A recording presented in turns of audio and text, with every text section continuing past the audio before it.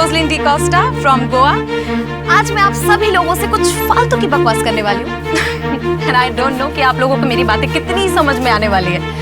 वैसे मैं ये भी नहीं जानती कि आप लोग मेरी वीडियोस देखोगे भी या नहीं। Okay, let's start it.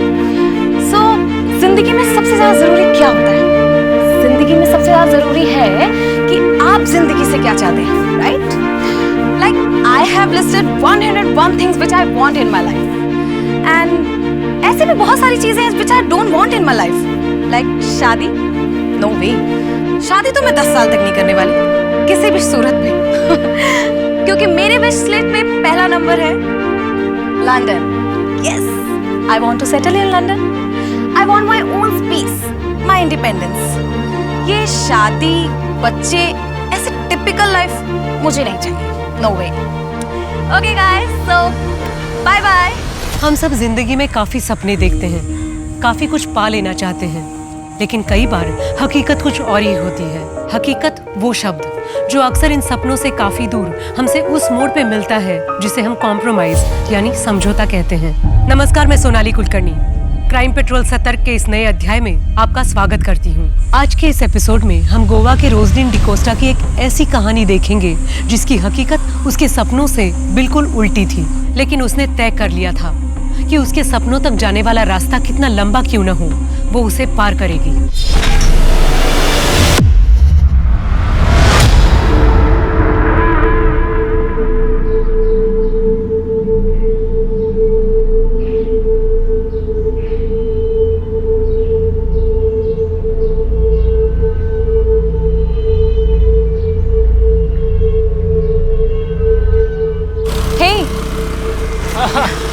क्या सरप्राइज है? यहाँ क्यों बुलाया?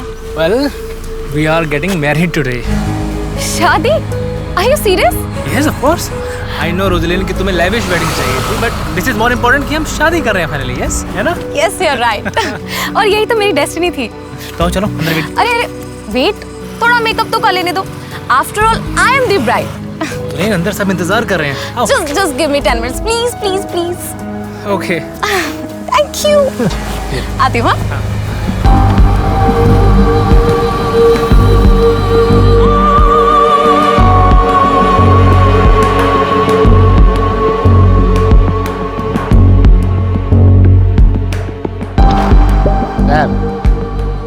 फादर आपको बुला रहे। ओके, मैं आ रहा हूँ 2 मिनट।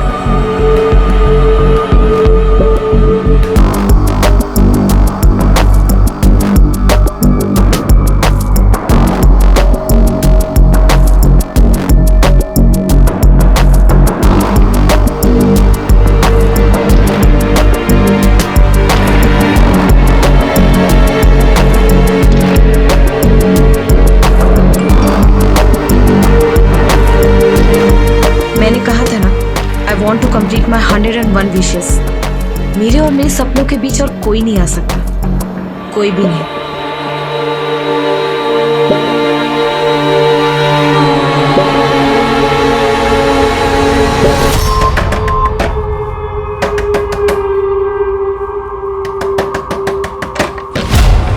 कितनी बार बोले तुझे प्रशांत से दूर रहे? कितनी बार बोले प्रशांत से दूर रहे? बिजनेस ट्रिप में तुझे साथ में सुलाता, इसका मतलब ये नहीं कि वो तुझसे शादी कर लेगा। तेरी नजर ना सिर्फ प्रशांत के पैसे और प्रॉपर्टी पे। पहले जाकर ना अपने पति को कंट्रोल में कर। अगर आज मैं चर्च से भागी नहीं होती ना, तेरे घर में तीसरे कमरे में मैं बैठी होती। समझ में आया ना तुझे? और अगर मुझे गलती से इंटरेस्ट आ गया ना उसमें, तो 2 दिन में तुझे लात मार के घर से बाहर निकाल देगा। समझ आया? मेरी जगह लेगी तू? हाँ? मेरी जगह लेगी? क्या कर रहे हो तुम लोग? छोड़ो एक दूसरे को। रोजलिन क्या है?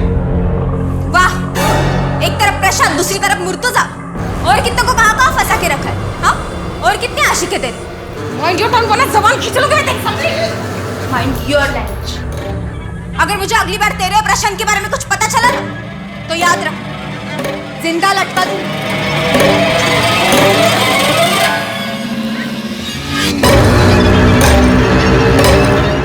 क्या बोलिए?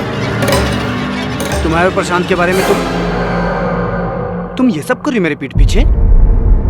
तुम आज उस प्रशांत से शादी करने वाली थी? की तो नहीं ना? तुम्हें पता है वो प्रशांत कितना सनकी है? उसने मेरे अगेंस्ट सुसाइड लेटर लिख रखा है। वो हमेशा मुझे धमकी देता रहता है कि अगर मैंने उससे शादी नहीं की तो वो खुद मरकर मुझे फंसा देगा। और आज भी सरप्राइज के नाम पर उसने मुझे चर्च में बुलाया, और जब मैं वहाँ गई तो मुझे पता चला कि मैं खुद की शादी पर आई हूँ। तुम मुझे डबल क्रॉस कर रही हो। तुमने अभी तक उसके साथ सोना बंद नहीं किया। ठीक, जो मन में आए वो कर।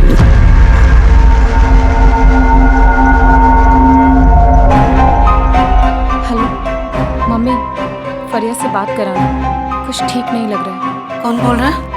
अरे मम्मी, आपकी बेटी रोजलिन।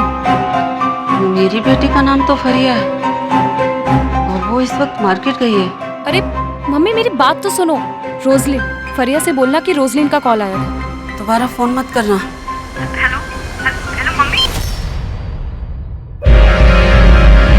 शरद भाई आप? दरवाजा बंद रखा करो, जमाना ठीक नहीं है। अच्छा, दरवाजा खुला था। 2 महीने का रेंट बाकी है, और वो जो उधारी ली थी उसका EMI कब तक चुकाओगी? शरद भाई, बस 1-1.5 हफ्ते का और वक्त दे दीजिए, पैसे आते ही लौटा दो। सुना है कि तुम गोवा छोड़ के जा रही हो। हाँ, लेकिन आप टेंशन मत लीजिए, मैं आपके पैसे देकर जाऊंगी। मुझे किस बात की टेंशन है? तुम चली भी गई तो तुम्हारी मम्मी और बहन तो गोवा में रहने वाले हैं ना। शरद भाई, मैं आपको 2 हफ्ते बाद पैसे पहुंचा दूंगी। ठीक है।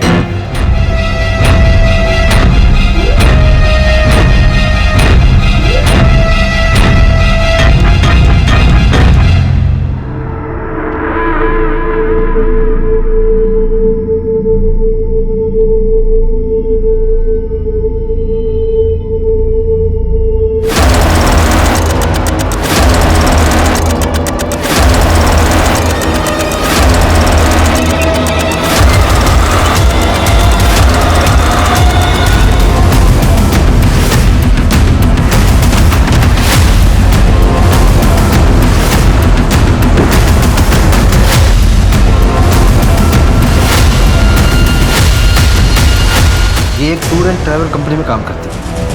ये देखिए सर, यहाँ गले पर मार्क है और बॉडी पर कोई भी स्ट्रगल के निशान नहीं। सुसाइड है सर।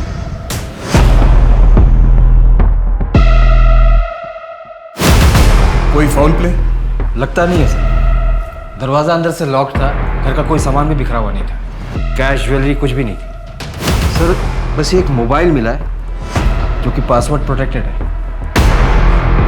और कुछ पता चला? सर, पड़ोसियों ने बताया कि अक्सर इसके घर पर एक शख्स आता था, शायद वो उसका बॉयफ्रेंड था।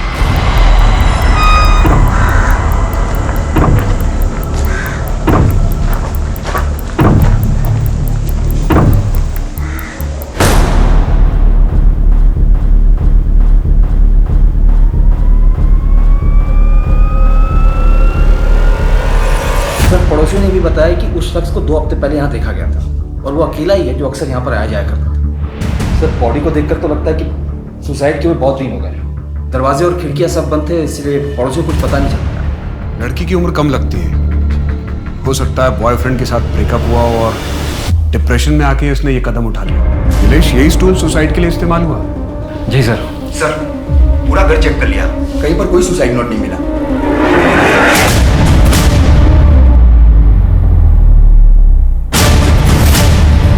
सर, ये तो किसी टी शर्ट या शर्ट का बटन लगता है। बॉडी को पोस्टमार्टम के लिए भेज दो और ये बटन और विक्टिम का मोबाइल एनालिसिस के लिए भेजो। जी सर।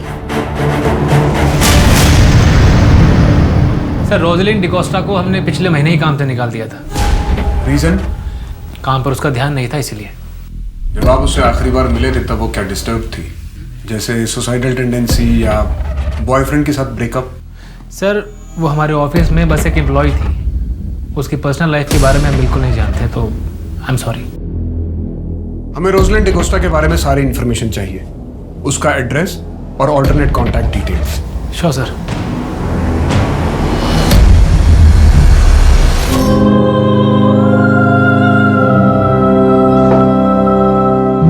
सर, मेरी मम्मी को अल्जाइमर है। दी काफी हफ्तों तक हमसे मिलने नहीं आ पाती थी और इसीलिए मम्मी भूल जाती थी कि उनकी दूसरी बेटी भी थी।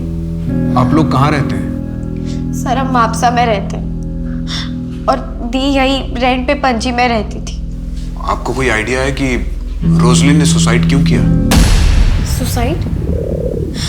सर मेरी दी सुसाइड क्यों करेंगी? दी के तो बहुत बड़े बड़े सपने थे। उन्हें लंदन जाना था हायर स्टडीज के लिए, एक बेटर करियर, एक बेटर लाइफ के लिए। सर मेरी दी सुसाइड कर ही नहीं सकती। फरिया, कुछ सपने फिल्मों से ज्यादा अनरियल होते हैं। उन सपनों के टूटने का शोर हर कान बर्दाश्त नहीं कर पाता। आओ तुम्हें अपना घर दिखाता हूँ। आओ, ये है रूबीना का कमरा, ये बच्चों का। तुम्हें अपना कमरा दिखाता हूँ। कम आओ, ये है हमारा कमरा। रूबीना को हम यहाँ से दूर ही रखेंगे। हाँ? कैसा लगा? बहुत अच्छा है। वाह। फिर 4 BHK कब लोगे? नहीं, फिर तीसरी भी तो आएगी ना। फिर 5 BHK ले लेना, फिर 6 BHK। मैं तो कहती हूँ ना एक विला ले लो, या फिर महल। वो पुराने जमाने में होता था ना 100-200 कमरे वाला, राजा प्रशांत और उनकी रानियां। प्रशांत, मैं निकलती हूँ, कल ऑफिस में मिलूंगी।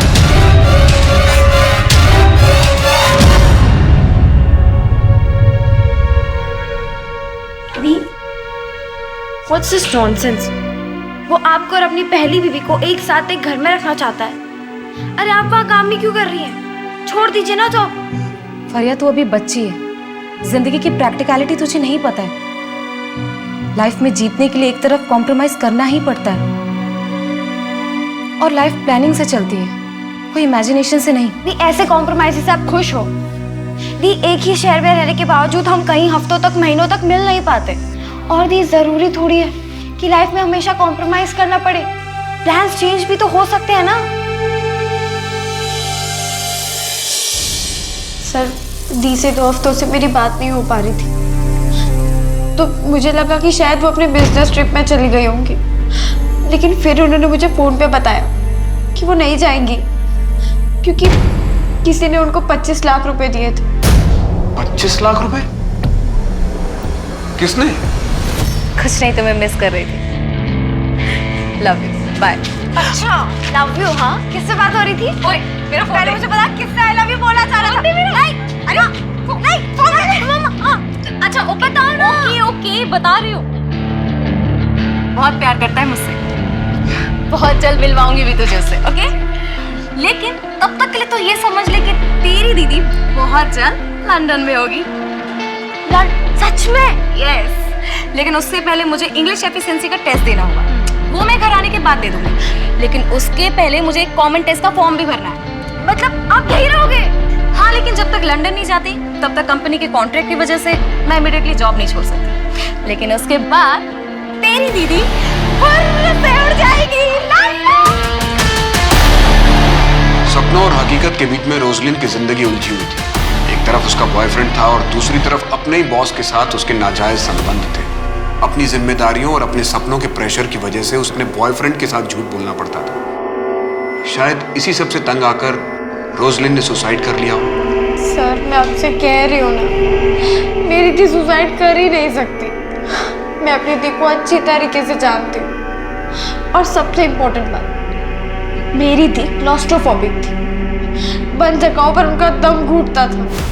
और अगर उन्हें सुसाइड करना भी होता तो वैसे बंद कमरे में अपने आप को फांसी से लटका कर क्यों मारती? सर मैं आपसे कह रही हूँ, मेरी दी का खून हुआ है और मुझे ऐसा लगता है कि शायद उनके बॉस प्रशांत ने उनका मर्डर किया है। मेरी दी के खूनी को ढूंढिए। मेरी दी सुसाइड नहीं कर सकती सर, मैं अपनी दी को अच्छे से जानती हूँ। फरिया, हम इस केस की जांच बहुत अच्छे से कर रहे हैं। रोजलिन की जिंदगी के बारे में सुन के और उसके घर की जांच करने के बाद हमें अब भी यही लगता है कि तुम्हारी बहन रोजलिन ने सुसाइड किया।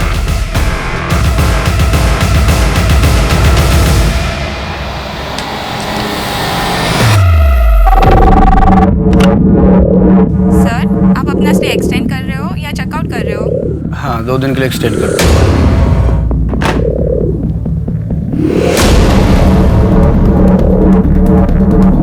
सर रोजलिन की पोस्टमार्टम रिपोर्ट आ गई है। रिपोर्ट के मुताबिक मरने से पहले रोजलिन ने किसी के साथ शारीरिक संबंध बनाए। और सर बॉडी पर कोई स्ट्रगल के निशान भी नहीं है। उस बटन का कुछ पता चला? नहीं सर, उस बटन के बारे में अभी तक कोई लीड नहीं मिली, लेकिन लोकल टेलर और गारमेंट शॉप में बात कर रहे हैं। सर टेक्निकल टीम ने उसके मोबाइल को अनलॉक भी कर लिया। इस पर रोजलिन के कुछ वीडियोस भी हैं। वीडियोस? हाँ सर, वीडियो लॉग्स जैसे वीडियोस जिसमें लोग खुद ही कैमरे से बातें करते हैं। ये रोजलिन का आखिरी वीडियो है। Hey guys, I'm so excited today. कल 21 मार्च है और मैं कल अपने चैनल टेस्ट का फॉर्म भरने वाली हूँ। You know, it's my first day towards my London dream. Sir Roslyn ने ये वीडियो 20 मार्च की शाम को बनाया था और रिपोर्ट के मुताबिक 20 मार्च की रात को डेथ हुई थी। आज से 14 दिन पहले। रोजलिन तो इस वीडियो में बहुत खुश लग रही है, जैसे कोई लड़की अपने सपनों को चेस कर रही है। हेलो, कैसा है? हाँ मैं एकदम ठीक हूँ। हाँ मैं रास्ते में हूँ मैं। अरे यार, जो मैंने इस महीने पिछले महीने का टारगेट पूरा कर लिया तो मैं अरे सर क्या सर, अभी लग जाता ना आपको। क्या मैडम, फोन पे बात कर रही हो, हेलमेट हमने पहना नहीं है। चलिए लाइसेंस निकालिए। सर वो भी नहीं है। लाइसेंस नहीं है तो क्या आपके पास? चलिए चालान लगेगा 2000 का। 2000 रुपया? सर वो तो नहीं है मेरे पास। कल दूं आपको? मैं इसी रास्ते से रोज आती हूँ, कल देती हूँ ना सर आपको। अरे कल किसने देखा? सर हम देखेंगे ना एक साथ। अच्छा आप ऐसा कीजिए, अपना मोबाइल नंबर दीजिए, मैं यूपीआई ट्रांसफर करती हूँ। पैसे ट्रांसफर करने के बाद ना मैं आपको मैसेज कर दूंगी, कॉल कर दूंगी। चलेगा आपको? चलिए चलिए जाइए आप, और ध्यान से, हर मोड़ पे मेरे जैसा पुलिस वाला नहीं मिलेगा। Thank you so much sir. और हर रोज मैं इसी मोड़ से जाऊंगी अब तो। Thank you sir. Tata.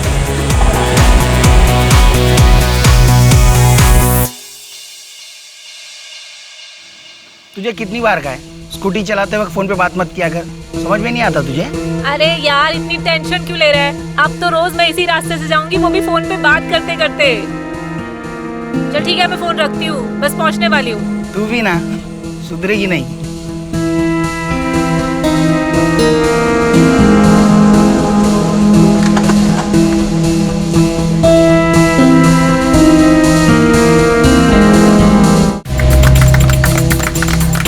Police team में स्टेफी जैसी कोई नहीं है। हर सक्सेस रिपोर्ट इज 90%। हम सबको इससे सीखना चाहिए।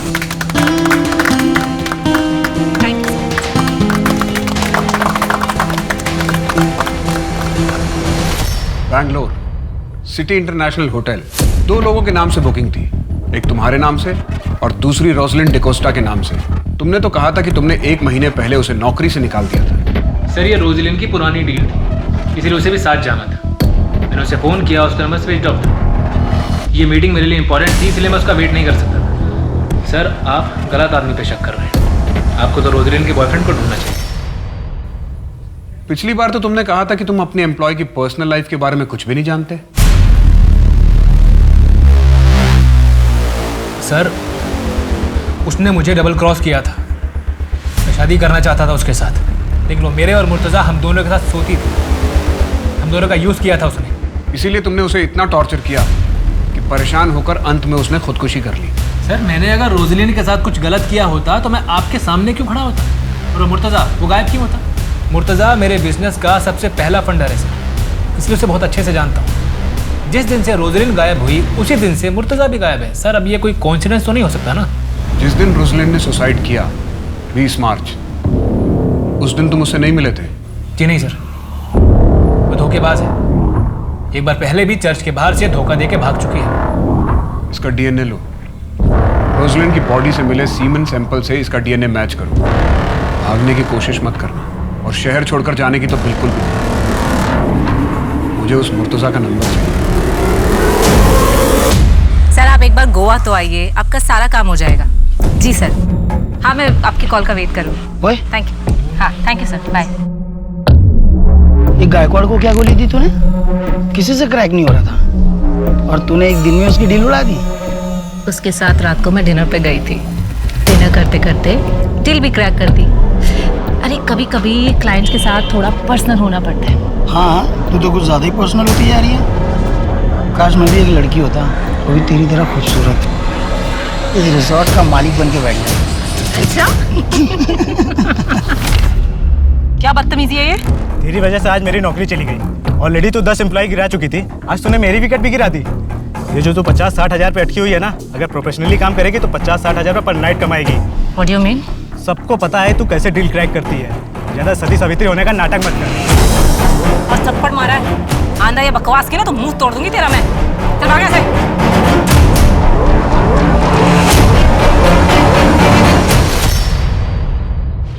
सर, ये आपसे मिलना चाहते हैं। फरिया, आपको बार बार यहाँ आने की जरूरत नहीं है। आप माइनर हो, आप अपने साथ अपनी मम्मी को भी परेशान कर रहे हो। सर, मैं अपनी मम्मी को घर पे अकेला नहीं छोड़ सकती। बेटा, कुछ पता चलेगा तो हम सामने से आपको इन्फॉर्म करेंगे। सर, कैसे पता चलेगा जब आप एक मर्डर को सुसाइड मान के बैठे? बेटा, जस्ट ट्रस्ट मी, हम इस केस की जांच बहुत अच्छे से कर रहे हैं। अब आप घर जाओ। सर, प्लीज थोड़ा जल्दी कीजिए। आजकल के बच्चे सुसाइड करने से पहले ये नहीं सोचते कि उनके जाने के बाद उनकी फैमिली का क्या होगा। सर ये रोजलिन की बैंक अकाउंट डिटेल्स है। उसके अकाउंट में 25 लाख रुपए मुर्तुजा शेख ने डाले थे और वो उसके फ्लैट का रेंट भी पे करता था। सर, मुर्तुजा की ये फोटो बैंक से मैंने निकलवाई है। जब रोजलिन के पड़ोसियों को दिखाई तो उन्होंने इसे पहचान लिया। ये वही शख्स है जो रोजलिन के घर पर अक्सर जाया करता था और उसके फ्लैट की चाबी भी इसके पास थी। जिस रात रोजलिन की मौत हुई उसी रात इसका फ़ोन भी बंद हो गया और इसने अगले दिन 20 लाख रुपए अपने अकाउंट से निकालकर अपने अकाउंट को खाली कर दिया। ये शख्स अब कहाँ है, अब किसी को कुछ पता नहीं। प्रशांत का डीएनए मैच हुआ? सर, अभी तक रिपोर्ट नहीं आई। इस मुर्तजा से 25 लाख रुपए लेने के बाद रोजलिन एक फाइनल बिजनेस ट्रिप पे जाने वाली थी। हो सकता है ये बात मुर्तजा को पसंद ना आई हो और दोनों के बीच में झगड़ा हुआ हो। लेकिन ऐसा क्या हुआ जिसकी वजह से रोजलिन ने सुसाइड कर लिया? एक काम करते हैं, रोजलिन के घर को री इन्वेस्टिगेट करते हैं। शायद हम कुछ मिस कर रहे हैं। रोजलिन की उम्र 24 साल की थी। यूजुअली ऐसी लड़कियों को आर्टिफिशियल ज्वेलरी बहुत पसंद होती है, रोजलिन को भी रही होती है। लेकिन हमें पूरे घर में सर्च के दौरान कोई ज्वेलरी नहीं मिली, ना ही कोई सुसाइड नोट। दिनेश, जरा उसका वीडियो दिखाना। शायद उसमें उसने आर्टिफिशियल ईयररिंग पहने थे। हाँ, ये ईयररिंग भी हमें घर में नहीं मिली, ना ही उसकी डेड बॉडी पर।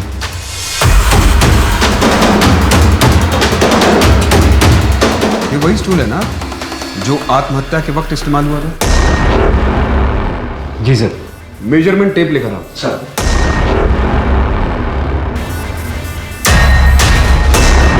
दिनेश, इस स्टूल की हाइट नापो। जी sir. Sir 1.2 feet. Stool 1.2 feet, Roslin की हाइट 5.3 फीट। इस फैन से ग्राउंड की दूरी नापो।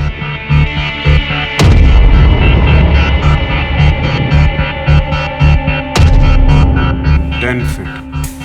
और हमें डेड बॉडी फैन से 1.5 फीट नीचे मिली थी। स्टूल की हाइट 1.2 फीट, रोजलिन की हाइट 5.3 इंच और हमें डेड बॉडी फैन से 1.5 फीट नीचे मिली।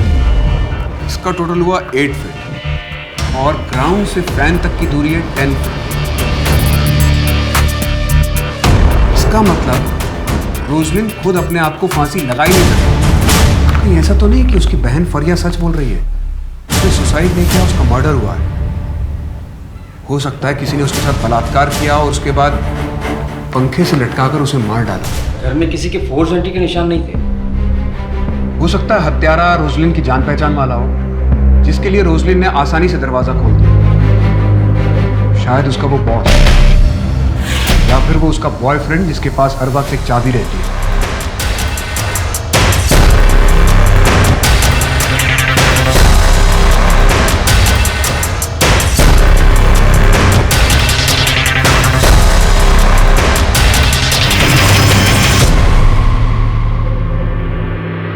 सर, फॉरेंसिक टीम ने एक इंपॉर्टेंट इन्फॉर्मेशन दी है। फैन और रस्सी पर रोजलिन के फिंगरप्रिंट्स नहीं है, किसी और के फिंगरप्रिंट्स हैं और उनका कहना है कि शायद वो हत्यारे के हो सकते हैं। और सर, वो फिंगरप्रिंट्स प्रशांत के भी नहीं। और एक खास बात सर, अगर वो फिंगरप्रिंट्स हत्यारे के हैं तो हत्यारा लेफ्ट हैंडेड है। Left handed killer? जी सर। सर, जैसे कि रस्सी है और मैं राइट हैंडेड हूँ, अगर मैं रस्सी को यूं पकड़कर इस तरीके से ऊपर की तरफ खींचता हूँ तो यहाँ फिंगरप्रिंट्स आएंगे। और अगर मैं लेफ्ट हैंडेड होता तो मैं इस तरीके से पकड़कर इस तरीके से खींचता और रस्सी के इस नॉट पर लेफ्ट हैंड के फिंगरप्रिंट्स हैं, मतलब हत्यारा लेफ्ट हैंडेड है। चेकआउट करना। Yes sir.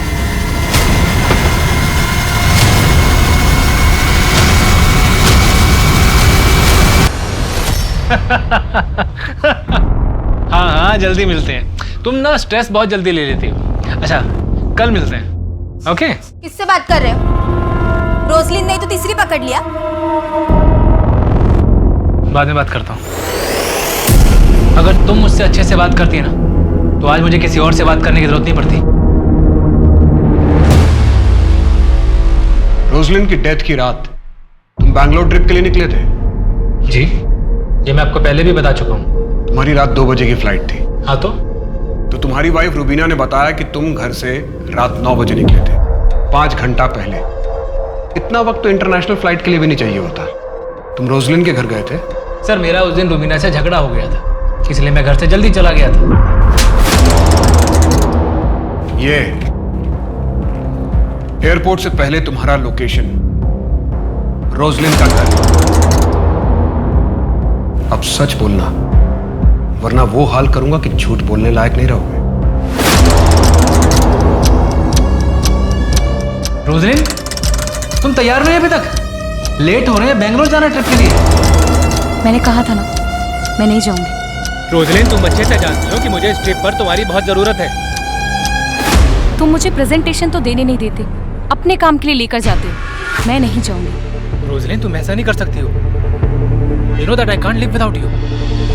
तो पहले अपनी बीवी को डाइवोर्स दो, उसके बाद मेरे पास आना। नाउ प्लीज गेट आउट, वरना मैं शोर मचाऊंगा।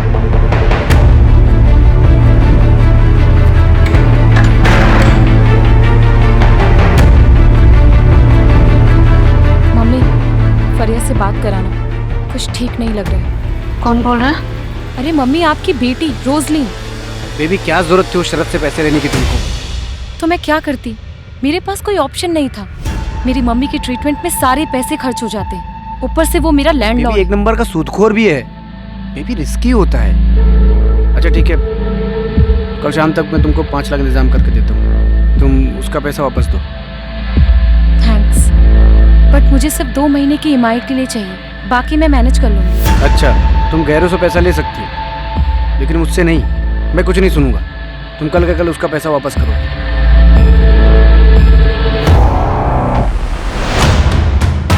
ये तो कलर जेरोक्स आधार कार्ड है, ओरिजिनल कहाँ है? ओरिजिनल क्यों चाहिए? होटल में भी केवाईसी होने लगा क्या? कैश पेमेंट दे रहा हूँ ना। ठीक है, 2004 पे जाइए।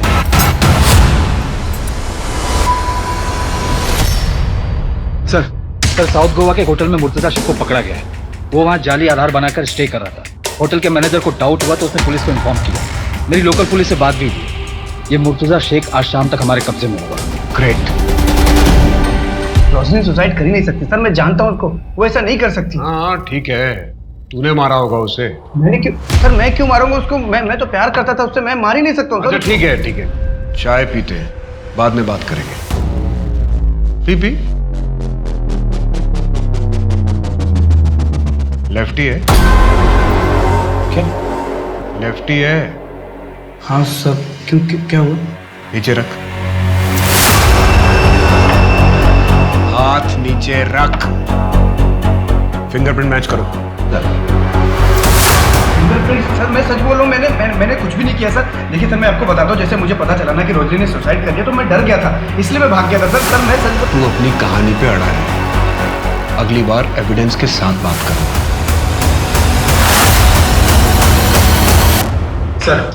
सर, मुर्तजा के फिंगरप्रिंट्स कातिल के फिंगरप्रिंट से मैच नहीं हुए। व्हाट?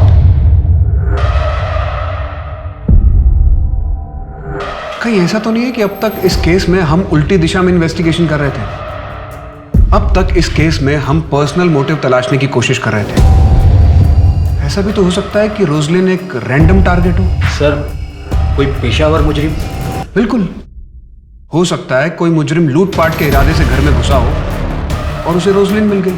एक काम करते हैं, एक लिस्ट तैयार करते हैं ऐसे पेशेवर मुजरिमों की जो लेफ्ट हैंडेड हो और जिन्होंने विक्टिम को मारने से पहले उनका रेप किया।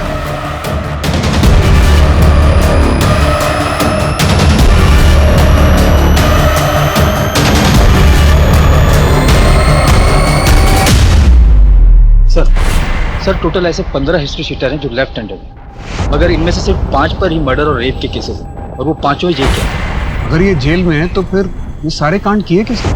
उस दिन को मारने के लिए जैसे नॉट को बांधा गया वैसे नॉट उन कैदियों के लिए बांधे जाते हैं जिन्हें सजाए मौत होती है।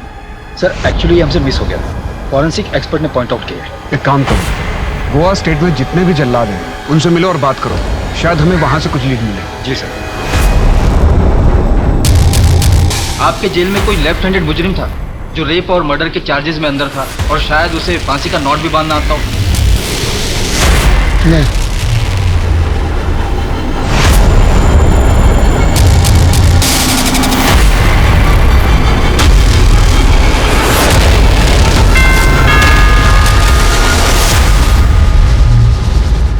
ये देखो लंदन की टिकट, ये टिकट ही उस दिन मैं इसको देने गया था रोजलिन को,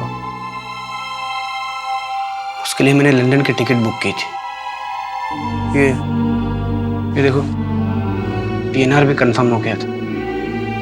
इस पे तो आज का डेट है। हाँ, पर अफसोस कि आज ये सीट खाली जाएगी। रोजलिन अपने सपनों को पूरा करने के लिए लंदन नहीं जा पाएगी। Thank you for being with me. आज तक दी की लाइफ में जो भी आया वो बस उन्हें एक्सप्लॉइट करना चाहता था, लेकिन आपने ऐसा नहीं किया। दी बहुत खुश थी आपके साथ, आपने उनका बहुत ख्याल रखा। यू डोंट वरी, मैं तुम्हारा और आंटी दोनों का ख्याल रखूंगा। क्या मैं ये टिकट रख सकती हूँ दीदी की याद के लिए? Yes, of course. Keep it.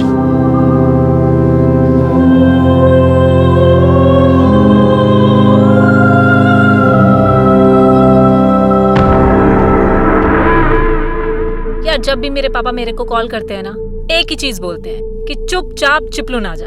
अब ये बता मैं चिपलून जाके करूंगी क्या? जितना कमा रही हूँ गोवा में उतना कर सकती हूँ वहां पे काम? बिल्कुल भी नहीं। और वैसे भी मुझे अपनी सिस्टर को ना अच्छे कॉलेज में डालना है, और तुझे तो पता ही है कि MBBS का कितना डोनेशन देना पड़ता है। और हाँ, I want to open my own resort. एक काम करते हैं, मुझसे शादी कर ले यार, साथ में रिजॉर्ट खोलेंगे। क्या शादी? हाँ, शादी कर ले। हो गया तेरा? चल मैं जा रही हूँ, मुझे लेट हो रहा है। खत्म तो कर ले। हाँ तो तू कर लियो ना, और इसके पैसे भी बता दियो कि कितने लगे। टच कर ले। खत्म तो कर ले। बाय।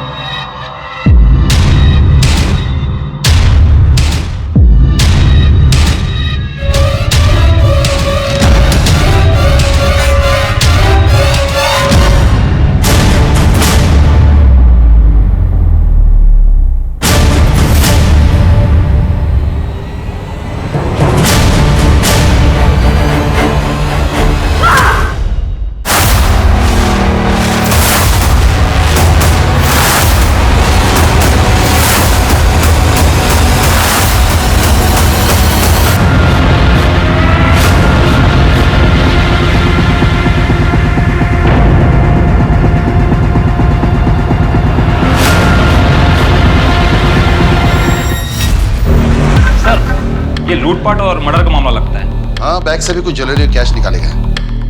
फॉरेंसिक वाले को कहना है कि किलर लेफ्ट हैंडेड था। सर वो लोग इतने कंफर्म कैसे हैं? बैग की चैन पर अंगूठे का निशान दाहिनी तरफ। अगर इसे दाहिने हाथ से खोला गया होता तो चैन पर निशान बाईं तरफ होता। इसी से फॉरेंसिक वालों ने अंदाजा लगाया। स्टेफी लेफ्ट हैंडेड थी? नो सर, राइट हैंडेड थी। इस बयान पे साइन करो।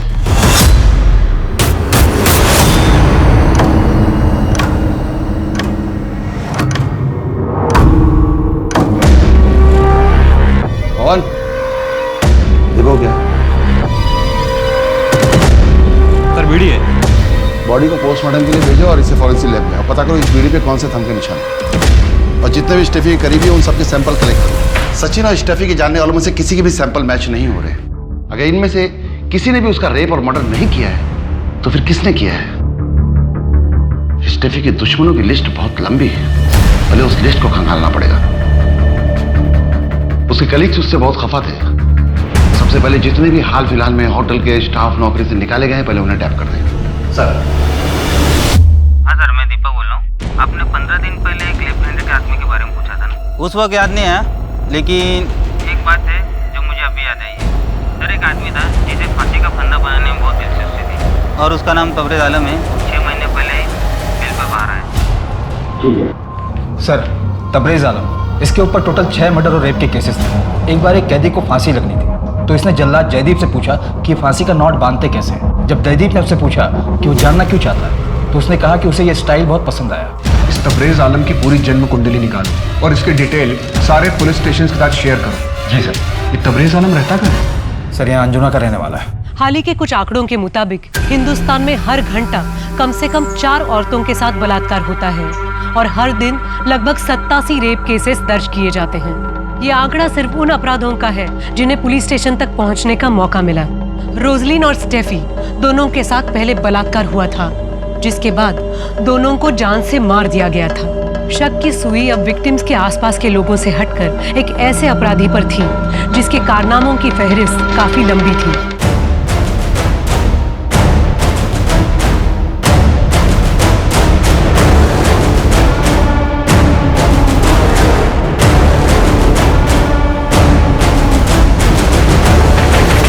तुम्हारा पति तबरेज आलम यहाँ आखिरी बार घर पर कब आया था? सर, 3 महीने पहले।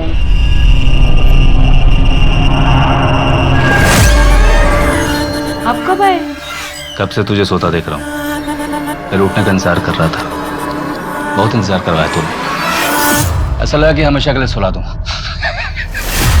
मजाक कर रहा हूँ। तू मायके क्यों नहीं गई? बोला था ना तुझे मायके चले जाने के लिए। यहाँ तेरा रहना ठीक नहीं है। हाँ? घर में अकेले रहती है। अगर कोई सन की घर में घुस जाए, तेरा रेप कर दे और तुझे मार दे तो? आप जेल से कब छूटे? अरे पागल है साले, किसी और की जगह मुझे पढ़ के ले गए थे। तू सो जा, मैं आता जाता रहूंगा। वो साजिद के साथ मैंने नया धंधा शुरू किया है, उसी काम से बाहर जा रहा हूँ। सर, घर को सर्च कर रहा था तो ये शर्ट मिली। इसकी एक बटन मिसिंग।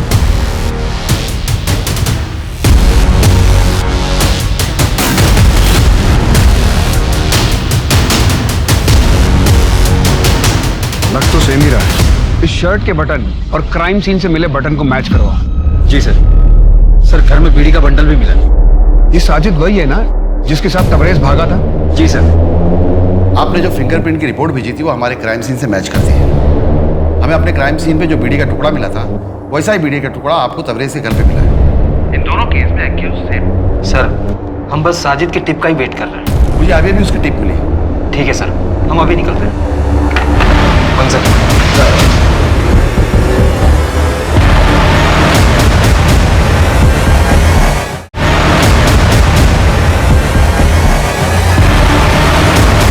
साजिद, एक बड़ी पार्टी है, 50 किलो बिरयानी चाहिए। मिलेगा ना भाई? किधर डिलीवरी करना है? गोवा जेल में, जहाँ से तू भागा था।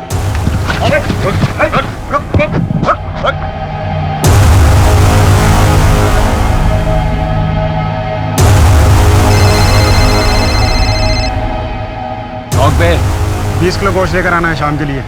लेकिन दुकान तो चल रही है नहीं, रोज 5 किलो गोश्त फेंकना पड़ता है? अरे मैं तो कहता हूँ 10 किलो में काम चल जाएगा। 50 किलो दम बिरयानी का ऑर्डर है, लेकिन जल्दी लेकर आना, मसाला तैयार है। आता हूँ।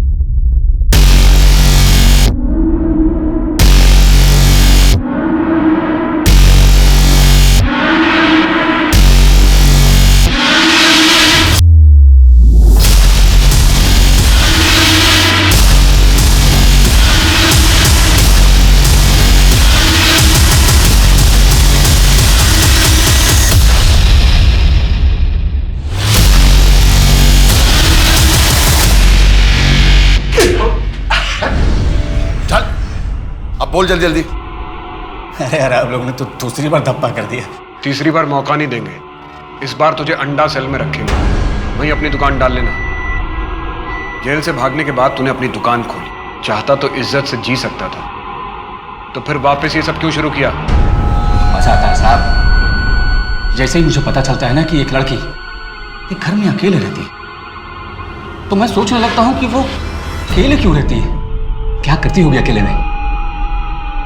फिर मेरे हाथ में खुजली उठती है और मुझे लगता है कि मैं जाऊं और अभी जाके उसका काम अकेलापन खत्म कर दूं सर। घर में कैसे घुसता था? वो लड़कियां तुझे अंदर क्यों आने देती थी? अरे सर 4G इंटरनेट है, उसी से तो सीखा मैंने चाबी बनाना।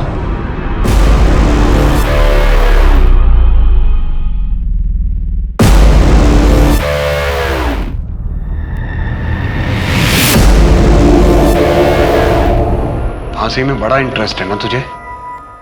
अगली बार अपने गले में देख लेना।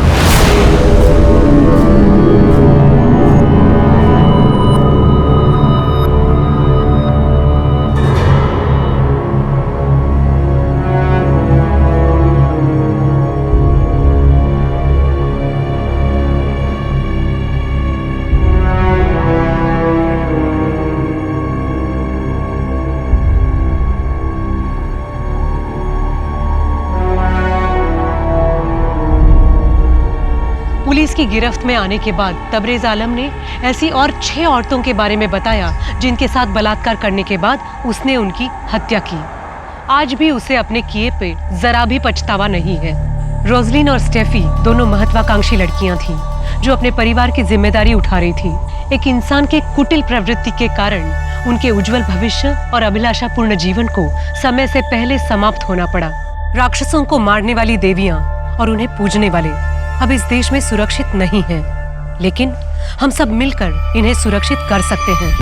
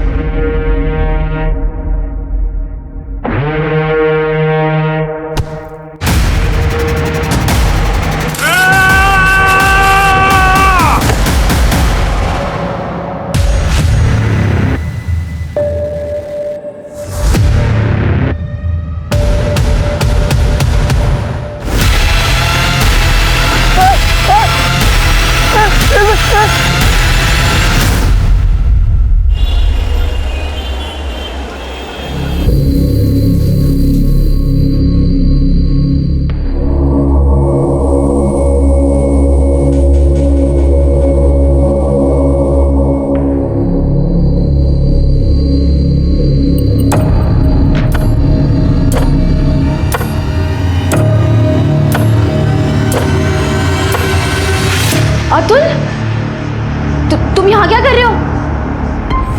अरे तुम्हें शर्म नहीं आ रही क्या? मैं तुम्हारे दोस्त की बहन हूँ। अरे नहीं, मुझे लगा ये प्रवीण का कमरा है इसलिए मैं। अच्छा, बेवकूफ समझ के रखा है मुझे? हाँ, तुम्हें पता नहीं दादा का कमरा कौन सा है? छूना क्यों? छुओ मत मुझे, दूर रहो मुझसे, दूर रहो मुझसे। क्या हुआ? दादा, मैं कपड़े चेंज कर रही थी और ये अतुल मुझे वहां से झांक झांक के देख रहा था।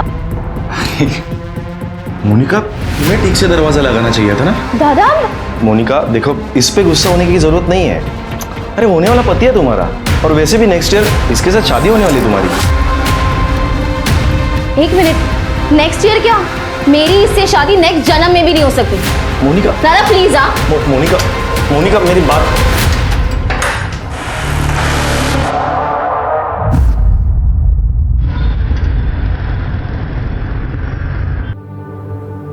बाबा, ये तो समझदारी। हाँ। अरे अभिजीत, अरे घर का राशन खत्म हो गया है और लाइट का बिल भी नहीं भरा अभी तक। प्लीज थोड़े पैसे दे दो। इससे पैसे ले लेना। इस महीने का सारा खर्चा मैंने इसे पहले से ही दे दिया। क्या? पैसे? वो ना एक्चुअली सारे पैसे मैंने दोस्त के साथ एक स्कीम में इन्वेस्ट कर दिए। क्या? फिर किसी वाहियात काम में पैसे बिगाड़े होंगे तूने। बाबा, आप लोग को कुछ पता है कि ये क्या करती है, कहाँ जाती है? बस अपने दोस्तों के साथ पार्टी और मजे करने में मेरे पैसे बर्बाद करती रहती है। आपके पास कोई हिसाब है? मैं आज के बाद पैसे नहीं देने वाला। अरे लहा नहीं थी, नादानी में गलतियां होती है। तू तो तीसरे आगे से लगलस, कुछ कर रही है ना वो। ऐसे में कभी फायदा कभी नुकसान होता है। तू क्या चाहता है, ये नकारी बैठी रहे? ये सिर्फ नुकसान करवा सकती है, और मैं अपने मेहनत के पैसे इस तरह से बर्बाद होते हुए नहीं देख सकता। शोभा, अभिजीत सही बोल रहा है। मुझे बताओ, तुम कब तक कविता की गलतियों पर पर्दा डालती रहोगी? लगता है गांव की पुश्तैनी जमीन बेचकर ही गुजारा करना पड़ेगा अभी। जो करना है कर लो, पर आज के बाद मैं पैसे नहीं देना। अब तो घर जाने को भी डर लगता है। वही चिक चिक अनाप शनाप खर्चे, मेरी थोड़ी बहुत सैलरी भी कम पड़ जाती है। मैं कुछ मदद करूँ क्या? देख मोनिका, तुम अमीर हो, पर मैं इतना भी गरीब नहीं कि तेरे भाई से मदद लूँ। एटलीस्ट मेरी ये खुददारी प्लीज बची रहे। हाँ, लेकिन उस घर से मैं कंटाल गया हूँ। सोचता हूँ कि कहीं दूर चला जाऊँ। अभिजीत, तुम जहाँ भी जाओगे ना, मुझे साथ में लेकर जाओ प्लीज।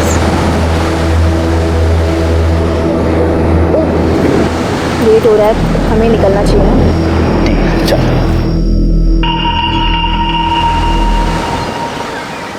हेलो, तुम्हारे भाई को पता है क्या? उसी के दोस्त के साथ तुम्हारा चक्कर चल रहा है? नहीं, दादा को कुछ नहीं पता, लेकिन अगर तुमने उनकी कान भरने की कोशिश की ना, तो तुम्हारी ये शक्ल मार मार के बिगाड़ दूंगी मैं। चलो अभी।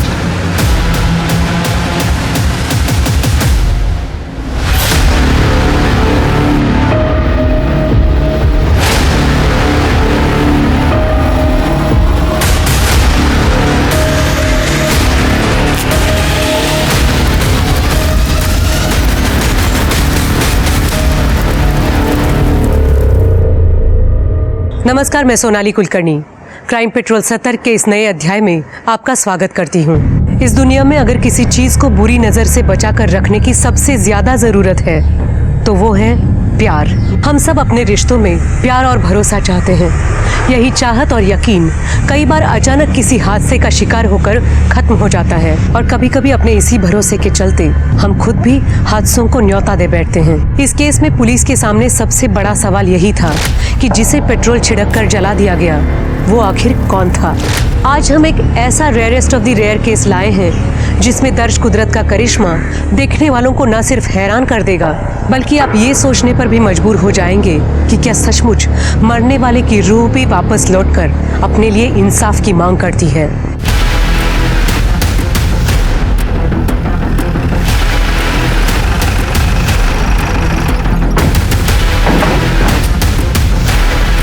किधर है? अब इधर है।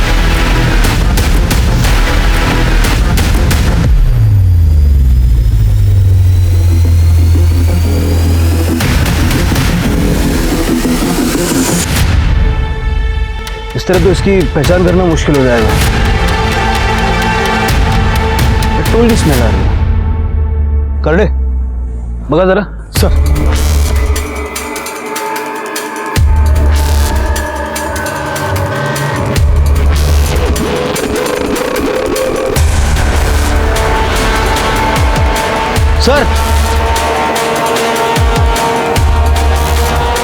सर ये क्या मिला है, और इसमें थोड़ा पेट्रोल भी बचा है। शिरके, फॉरेंसिक टीम को बुलाओ और हाईवे पे जितने पेट्रोल पंप्स हैं सबका सीसीटीवी फुटेज निकलवाओ। हो सकता है वहीं से कुछ मिल जाए। बघा जरा अजून काय सापडतंय का? सर,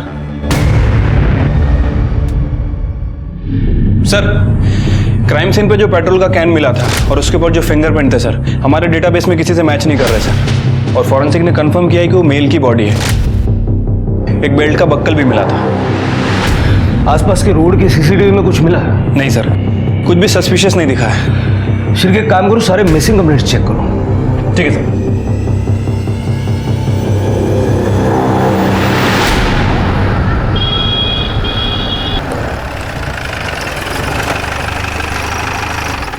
सर, जो डेड बॉडी हमें मिली थी उसकी पीएम रिपोर्ट आ गई सर। उसकी उम्र तकरीबन 25 से 30 साल के आसपास है। सर, उसकी मौत 14 जनवरी को शाम को 4 बजे से 6 बजे के बीच में हुई है, और मौत की वजह इलेक्ट्रिक शॉक बताई जा रही है।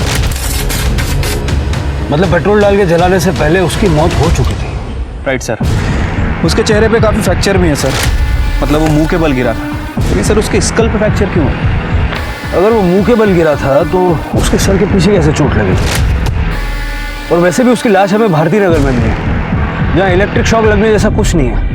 तो इसका मतलब है कि लाश को डिस्ट्रॉय करने के लिए वहां ले जाया गया था। वैसे सर इस बॉडी की एक किडनी भी गायब है। किडनी स्कैंडल भी हो सकता है। पिछले महीने हमने एक किडनी रैकेट पकड़ा था। काम करो सर, लाश के डीएनए सैंपल लेके जितने भी मिसिंग कंप्लेंट्स है ना, सबके रिलेटिव्स के डीएनए सैंपल्स लेके मैच करके देखो। हो सकता है इसकी पहचान करने में आसानी हो जाए। लेकिन सर ऐसे बहुत सारे कंप्लेंट्स हमारे पास हैं और ये बॉडी उसी में से किसी की है, ये पता लगाने में बहुत टाइम लग जाएगा। लेकिन डीएनए मैच हुए बिना पहचान करना भी मुश्किल होगा। हो सकता है एक और किडनी रैकेट का पर्दाफाश हो जाए। ठीक है सर।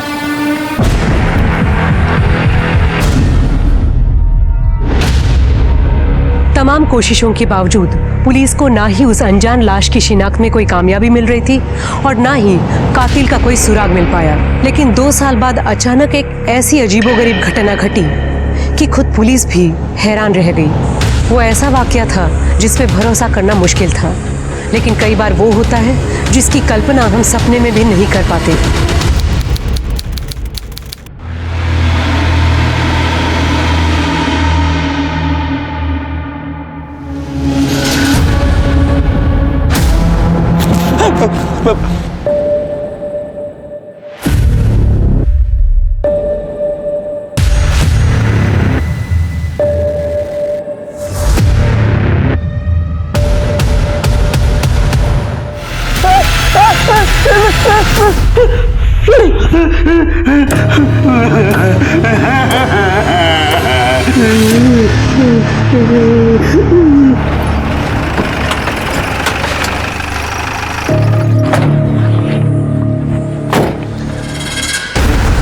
क्या रे साहब भूत पीछे पड़ा है मेरे में।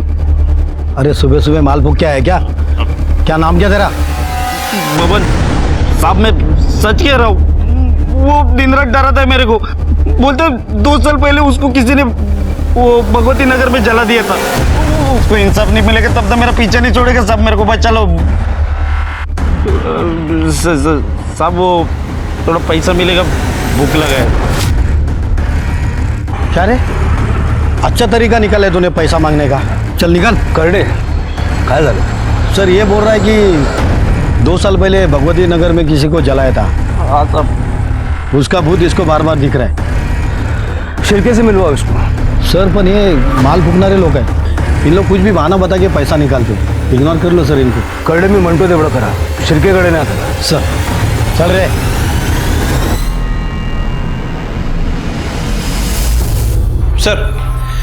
सर 2 साल पहले भगवती नगर में कोई जली हुई लाश नहीं मिली थी।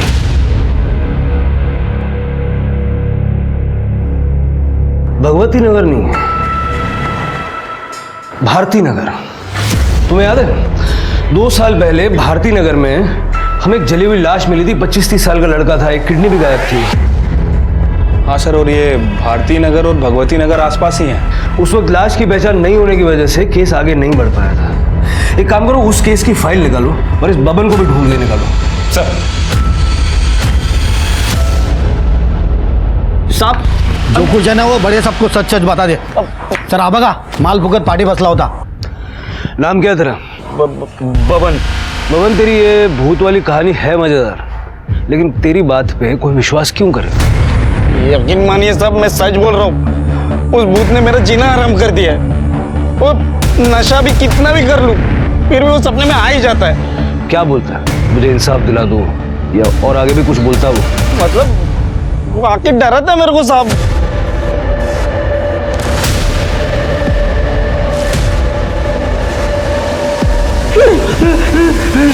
मान लेते हैं तेरी भूत वाली कहानी सच है। कभी उसने कोई नाम बताया? किसने मारा, क्यों मारा, कुछ ऐसा बताया? हाँ साहब, अभिजीत। और कुछ? क्या हुआ, कैसे हुआ? अरे साहब मैं सच बोल रहा हूँ, मेरे को कुछ नहीं मालूम है साहब। मैं आपके हाथ जोड़ता हूँ, मेरे को इस भूत से बचा लो। किसी दिन इसके डर से मैं मर जाऊंगा साहब। ठीक है, अभी निकल, लेकिन इधर उधर भागना मत। ठीक है साहब। इस भवन का भूत उतारना पड़ेगा, जरा नजर रखो इसमें। सर शिरके, 2 साल पहले की मिसिंग कंप्लेंट्स दोबारा चेक करो। उसमें अभिजीत नाम के 25-30 साल के लड़के की कोई कंप्लेंट है क्या, जरा देखो। ठीक है सर।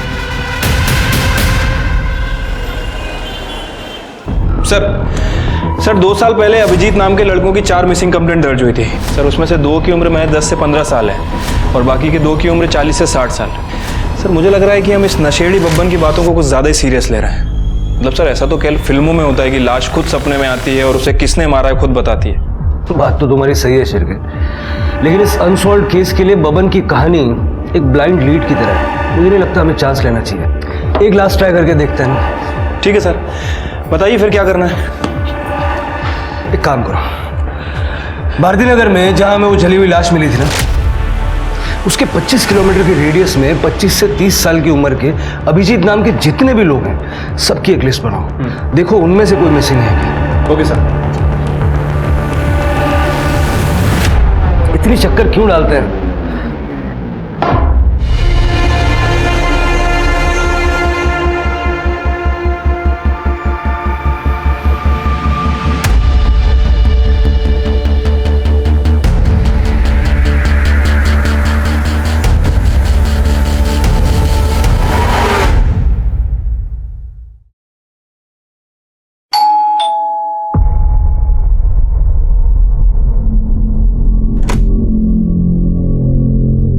चंद्रकांत यादव का घर यही है? हाँ। बाबा। टाइगर, पुलिस साहब, आप यहाँ? घबराइए मत, हम लोग बस जनरल इंक्वायरी के लिए आए हैं। अभिजीत नाम का लड़का यहीं रहता है? रहता था साहब। अभिजीत मेरा बेटा है, लेकिन 2 साल पहले वो घर छोड़कर चला गया है। वो अभी तक नहीं लौटा है। 2 साल पहले आपका बेटा घर छोड़ के चला गया और आप लोगों ने कोई मिसिंग कंप्लेंट ही नहीं की? क्या कंप्लेंट करते साहब, वो खुद घर छोड़कर चला गया। फिर उसने एक मैसेज भी लिखा कि वो नहीं आएगा वापस, हमारा और उसका संबंध खत्म। उसके बाद हमने उसका फ़ोन भी ट्राई किया, लेकिन हमेशा बंद ही आया। साहब एक मिनट रुकिए।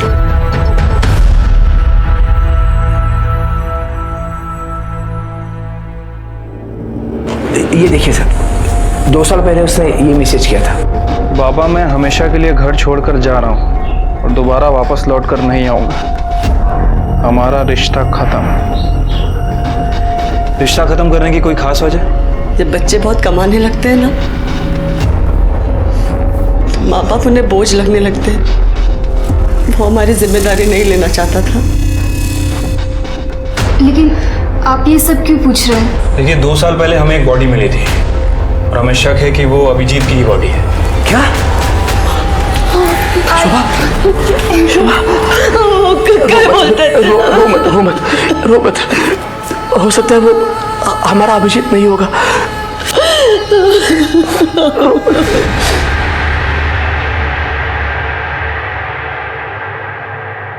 अभिजीत यादव? शिरके, यादव फैमिली का डीएनए सैंपल ले लो। लाश का डीएनए रिपोर्ट तो हमारे पास है ही। अगर ये दोनों सैंपल मैच हो जाते हैं ना, ये गुत्थी सुलझ जाएगी। राइट साहब।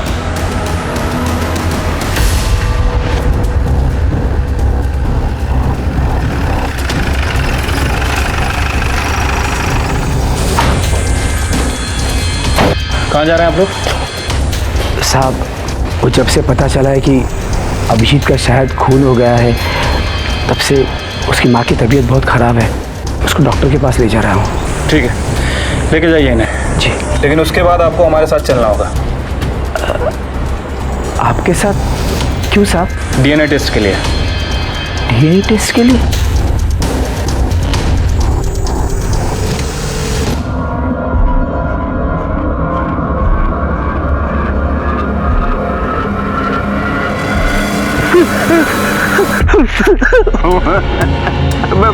मुझे माफ कर दो, मेरा पीछा छोड़ दो।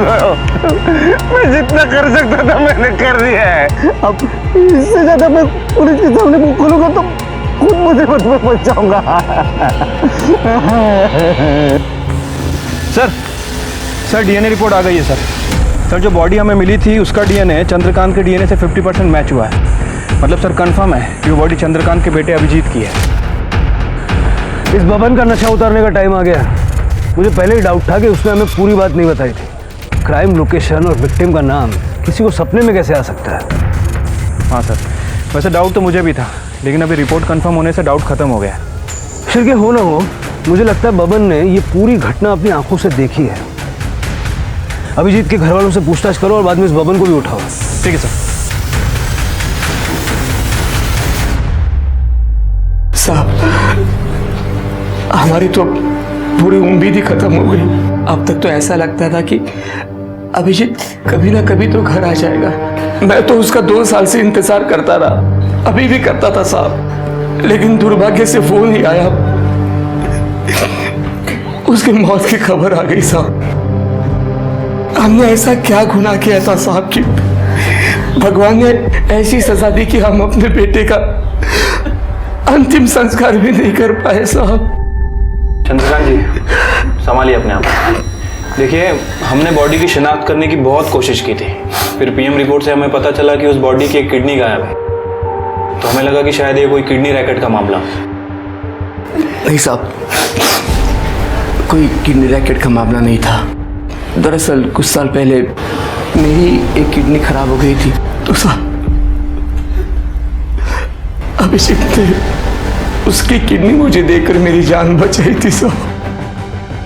अभिजीत की किसी के साथ कोई दुश्मनी, कोई लड़ाई, कोई झगड़ा? हमारा बेटा तो बहुत अच्छा लड़का था, खूब गुणी होता, तो उसकी किसी के साथ क्या दुश्मनी हो सकती है? चल बैठ नीचे। बबन, तुझे जो जो पता है सब कुछ बता दे, वरना जो तरीका हम अपनाएंगे ना, तेरे पीछे जो भूत पड़ा हुआ है ना, वो भी डर जाएगा। हाँ, मैं सच बता रहा हूँ, मेरे को जितना मालूम था मैंने सब बता दिया।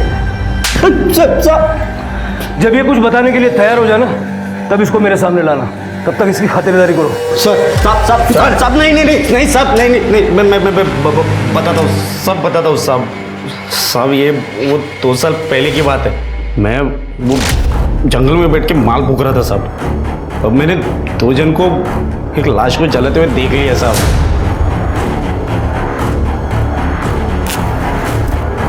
मैंने झाड़ियों में छुपकर सब कुछ देख लिया था। वो लोग जाते जाते एक दूसरे से बात कर रहे थे कि आज के बाद अभिजीत के बारे में कोई भी कुछ भी बात नहीं करेगा।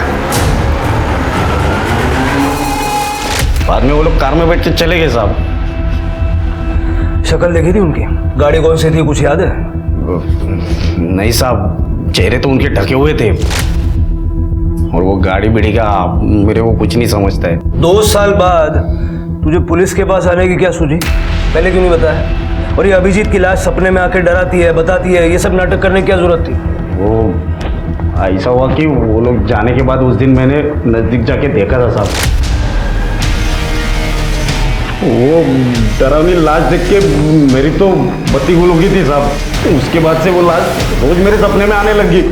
अगर तूने कुछ किया नहीं था तो तुझे डरने की क्या जरूरत थी? साहब, अगर मैं आप लोगों को ये बता देता कि वो लाश को जलाने का मैं गवाह हूं, तो आप लोग तो मेरे को ही पकड़ के पूछताछ करते ना। और ऊपर से ये कांड जो लोग ने किया था, वो लोग भी मेरे जान के पीछे पड़े जाते। इसके लिए मैंने आप लोगों को आधा ही बात बताया है। सर, ये अभिजीत के बारे में कुछ इन्फॉर्मेशन मिली है सर। एक कंपनी में सेल्स मैनेजर था, लेकिन उसने जॉब नहीं छोड़ी थी।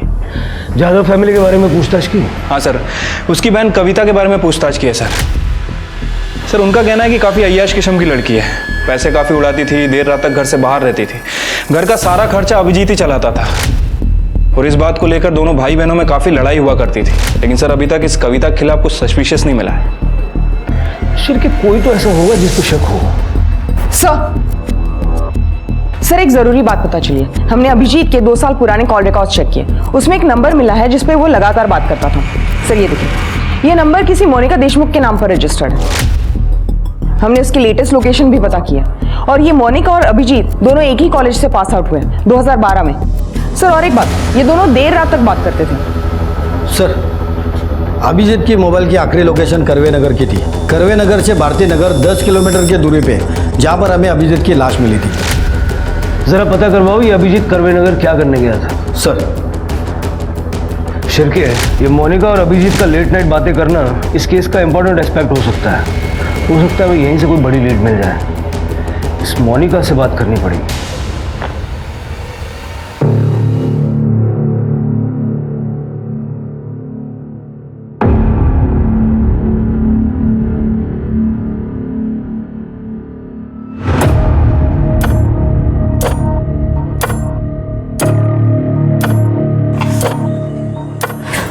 अतुल प्लीज, अतुल प्लीज, बहुत काम पड़ा है और मेरा मन भी नहीं है।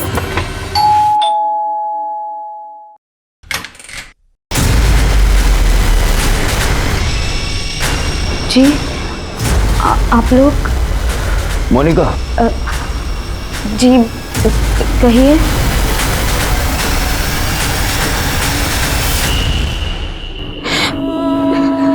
मुझे अभी भी यकीन नहीं हो रहा कि अभिजीत इस दुनिया में ही नहीं रहा।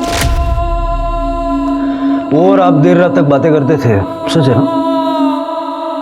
हाँ, मैं और अभिजीत एक दूसरे से बहुत प्यार करते थे, लेकिन फिर वो गायब हो गया।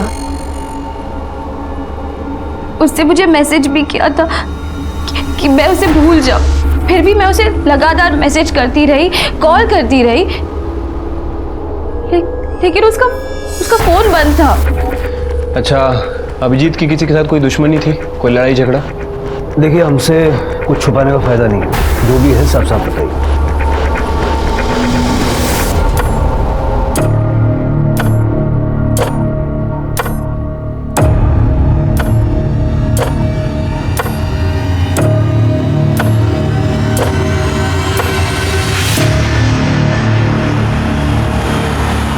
पता नहीं, जो भी है। दादा दादा दादा ना दादा को दादा शर्म नहीं, चुकी नहीं है दादा। एक हाथ चुकी नहीं है, हाथ चुकी नहीं है। दोस्त के बहन के साथ गुलछर्रे उड़ाने गलती नहीं है? हाँ, वो समझ नहीं सकता। दोस्त बन के ऐसे दगा दे रहा, शर्म नहीं तेरे को? देख देख प्रवीण, मैं मोनिका से प्यार करता हूँ और मैं उसे कोई धोखा नहीं दे रहा हूँ। मैं मोनिका से शादी करना चाहता हूँ। इसके आगे एक भी वर्ड बोला ना तो इधर किधर जमीन में गाड़ दूंगा, समझा? औकात में रहे अपनी। कम से कम अपना स्टेटस तो देख लिया होता। अमीर लड़की दिखी नहीं, फंसाना शुरू। अब दादा नहीं, दादा नहीं। हम दोस्त है इसलिए तेरे को जिंदा छोड़ रहा, समझा? औकात नहीं भूलने का अपनी, समझा? चल चल अंदर, भूलने का नहीं। हाँ,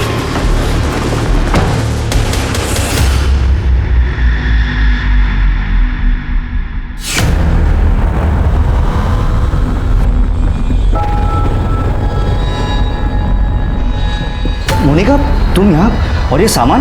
मैंने अपना घर छोड़ दिया है। पर इससे तो प्रवीण और भी नाराज हो जाएगा। अब चाहे जो भी हो जाए अभिजीत, मैं यही रहूंगी। और तुमने मुझसे शादी का प्रॉमिस किया था, उसका क्या हुआ? हाँ मोनिका। देखो देखो अभिजीत, मोनिका, अगर तुम दोनों शादी करना चाहते हो तो कर सकते हो, हमें कोई एतराज नहीं है, हो ना? मोनिका, मोनिका, मोनिका, तुझे अपने घर की इज्जत का जरा भी ख्याल नहीं? चल मेरे साथ। दादा चल मेरे साथ, चल मेरे साथ। मोनिका, मोनिका, मैं इससे अभी नस काट लूंगी। दूर रहो मुझसे। मोनिका, रख दो उसे। मोनिका बात सुन मेरी, फेंक दे वो चाकू, फेंक दे ना। तुझे पता है तेरी खुशी के आगे मुझे कुछ नहीं चाहिए। तू जो कहेगी ना वैसा ही होगा। मैं खुद तुम दोनों की शादी करवाऊंगा, ठीक है? प्रॉमिस। रख दे बेटा। खरस दादा, हाँ। मैं बता नहीं सकती मैं कितनी खुश हूँ। उसके बाद सब ठीक हो गया था। प्रवीण दादा को भी अभिजीत से कोई प्रॉब्लम नहीं थी। वो हमारी शादी भी कराने वाले थे, पर फिर अभिजीत कहीं चला गया। लेकिन मैंने सपने में भी नहीं सोचा था कि उसका कोई खून कर देगा।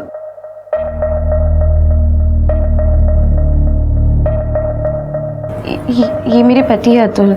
अभिजीत 2 साल तक लापता था, तो दादा के कहने पर मैंने इससे शादी कर ली। आखिरी बार आप अभिजीत से कब मिली थी? करवे नगर में हमारे एक फार्म हाउस है। कुछ 2 साल पहले 14 जनवरी को दादा को एक बहुत बड़ा प्रोजेक्ट मिला था, उसी को सेलिब्रेट करने हम सब वहाँ गए थे। मैं, दादा, अभिजीत, अतुल, हम टेरेस पर पार्टी कर रहे थे और इन लोगों ने दोपहर को ही पीना शुरू कर दिया था। अभिजीत, मुझे ना बहुत अर्जेंट काम आ गया, मुझे निकलना पड़ेगा। हाँ, अभी तो पार्टी स्टार्ट हुई है। बहुत इम्पोर्टेंट है। So sorry. इसलिए करीबन 4:30-5 बजे तक मैं घर निकल आई थी। उसके बाद मैंने अभिजीत को कभी नहीं देखा। मोनिका के जाने के बाद फार्म हाउस पे क्या हुआ था? सर हम लोग तो बस सेलिब्रेट करके निकलने वाले थे, पर सर अभिजीत ने बहुत पी रखी थी। हम लोग ने बोला उसे कि बहुत हो गया, निकलते अब। तो सर उसे और पीनी थी, तो वो वहीं रुका रहा, पर हम लोग सब निकल आए सर। सर एक कर्वे नगर के फार्म हाउस पे जहां अभिजीत की बॉडी मिली थी, उसे लास्ट बार वहीं पे देखा गया था। और सर उसके फ़ोन रिकॉर्ड के हिसाब से उसकी लास्ट लोकेशन भी फार्म हाउस की थी। मतलब सर इस फार्म हाउस पे कुछ गड़बड़ हुई है। हाँ शिरकिया, वैसे भी प्रवीण और अभिजीत के फाइनेंशियल स्टेटस में जो बहुत बड़ा गैप है उसे हम नज़रअंदाज नहीं कर सकते। सर और एक बात नोटिस करने वाली है, अभिजीत के फ़ोन से उसके परिवार को और मोनिका को जो मैसेजेस किए थे 14 जनवरी को, वो करीब 8 बजे के थे। और पोस्टमार्टम रिपोर्ट के हिसाब से अभिजीत की मौत शाम 4 से 6 बजे के बीच हुई। मतलब प्रवीण अपनी बहन की शादी अभिजीत से नहीं बल्कि अतुल से करवाना चाहता था, और अतुल भी ये जानता था कि मोनिका उससे नहीं बल्कि अभिजीत से प्यार करती है। राइट सर, और ऐसे हालात में शक इन दोनों पर ही है। मतलब गड़बड़ फार्म हाउस पे ही हुई है। चलो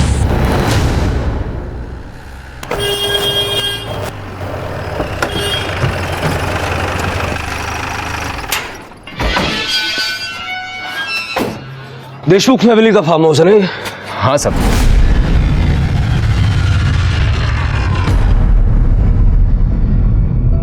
दो साल पहले 14 जनवरी को यहाँ क्या हुआ था? 2 साल पहले की बात किसको याद रहेगी साहब? पार्टी हुई थी यहाँ, तुझे याद नहीं है? हाँ हाँ वो याद है ना सब, वो पूरा हफ्ता मैं छुट्टी पर था। 2 साल पहले क्या हुआ था वो याद नहीं है, छुट्टी पे था ये याद है। हाँ सब, वो मेरी बेटी की शादी थी ना तभी। प्रवीण लास्ट टाइम कब आए थे यहाँ? वही 2 साल पहले साहब। वो आए और बोले फार्म हाउस बंद कर दो, उसके बाद से तो कोई नहीं आया सर। हाँ पर मुझे मेरी चौकीदारी की पगार मिल जाती है सर। तलाशी लेनी है मैं यहाँ की। हाँ साहब लीजिए ना। बगा सगळीकडे।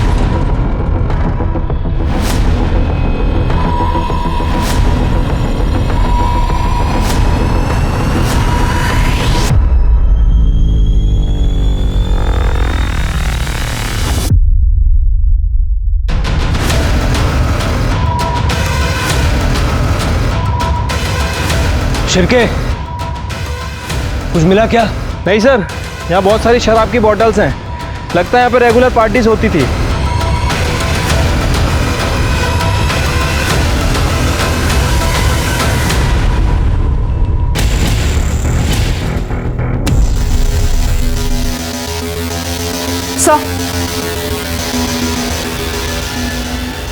सर ये आईडी कार्ड मिला है इस पर्स में। अभिजीत जाधव?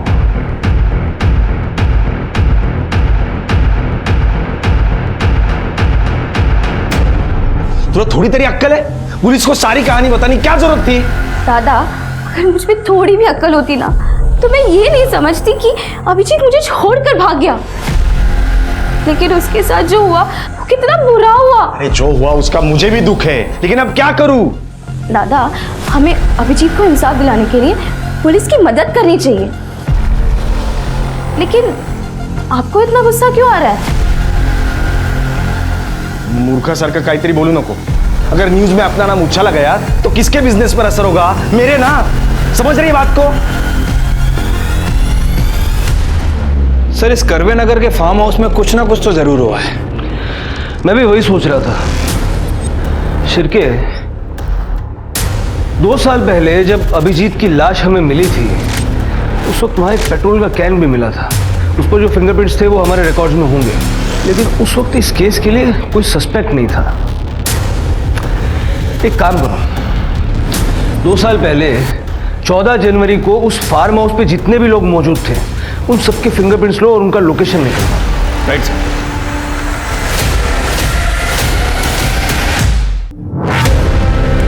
सर अभिजीत हमारा दोस्त था सर। उस दिन से उसका गायब होना, फिर उसकी मौत की खबर सुनकर हम भी बड़े दुखी है सर। सर उस दिन फार्म हाउस से हम लोग निकल गए थे, वो अकेला ही था। कौन कहाँ था ये तो जल्दी पता चल जाएगा।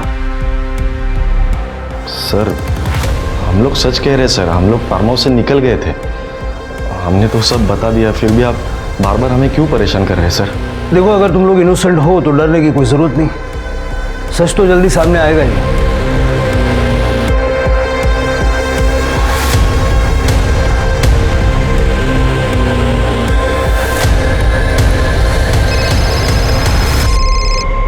आज के सर फिंगरप्रिंट रिपोर्ट आ गई है। सर पेट्रोल के डब्बे पे जो फिंगरप्रिंट मिले थे वो प्रवीण और अतुल से मैच हो रहा है।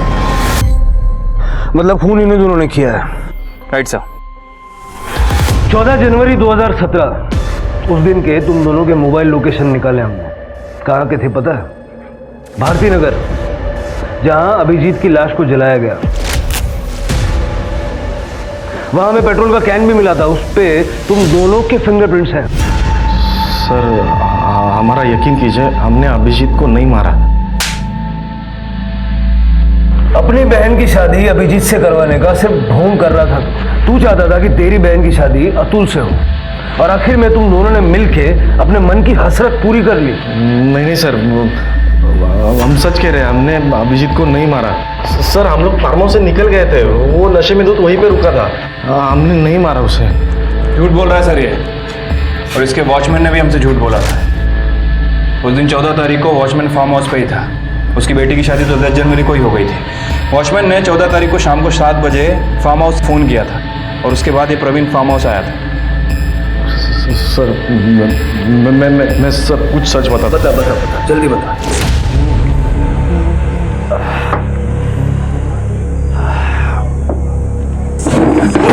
अबे आराम से गिरा देगा सब कुछ यार। तू क्या कर रहा है यार? जो चढ़ गई आराम से।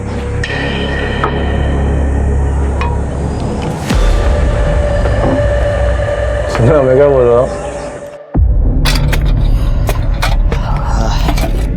अरे क्या कर रहे हैं यार? अबे ऊपर मत जा अभिजीत। ओपन वायर है, शॉक लग जाएगा। अरे कुछ नहीं होगा यार, आजा। अरे पिया हुआ है, तू उधर मत जा भाई, नीचे आजा। उस शाम हमारी पार्टी ठीक ठाक चल रही थी, लेकिन अचानक तब हमारे क्लाइंट का मुझे कॉल आया। अभी मेहता का फोन है, क्लाइंट अपना। हेलो, हाँ सर। हाँ सर पहुंचता हूँ। ए भाई हम लोग जा रहे हैं, आ रहे क्या तू? लेकिन वो आने के लिए तैयार ही नहीं था। फिर हम लोग निकल गए। फिर 1-1.5 घंटे के बाद वॉचमैन का मुझे फ़ोन आया। उसने मुझे बोला कि वो अभिजीत ज़मीन पर गिरा है, मर चुका है। फिर हम लोग तुरंत वहाँ पे गए और देखा कि वो जलने की बू आ रही है। मतलब वो ओपन इलेक्ट्रिक वायर का शॉक लगा होगा, ये ऊपर से नीचे गिर गया। हाँ ऐसे ही हुआ होगा ना। मुझे लगता है पुलिस को बोलना पड़ेगा यार। दिमाग तो ठीक है तेरा। इसका और मेरा झगड़ा हुआ था, सबको पता है। पुलिस को पता चलेगा तो सबसे पहले मुझे उठा लेंगे। फिर क्या करें? एक काम करते हैं, इसके बॉडी को ठिकाने लगाते। फिर अतुल और मैं अभिजीत की लाश लेकर कार से भारती नगर गए और वहां पे उसकी बॉडी जला डाली।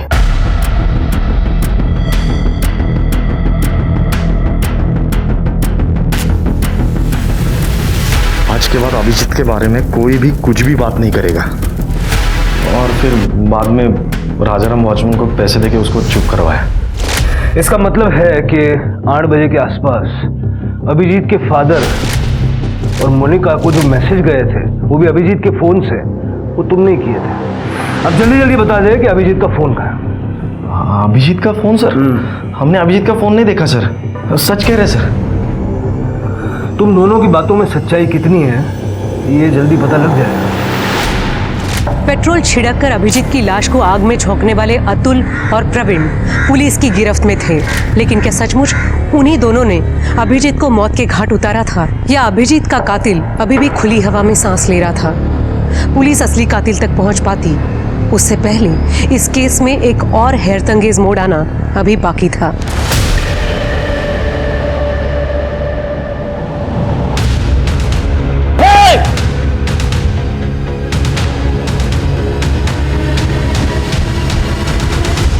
सर मैंने कुछ नहीं किया सर। चुपचाप बैठ। तेरे चूहे को बिल से निकाल लिया। ऐसे भाग रहा था जैसे इसे कभी पकड़ ही नहीं पाएंगे। नहीं साहब, मैं भाग नहीं रहा था, मैं एकदम अर्जेंट काम से जा रहा था साहब। जा रहा था हैं? तेरा काम कितना अर्जेंट है अभी पता चल जाएगा। शिरके, इसके घर की अच्छे से तलाशी लो। अभिजीत के केस से जुड़ी कोई भी चीज हो ढूंढ निकालो, देखते हैं कब तक सच छुपाता है। ठीक है सर। चुप बैठे रहे।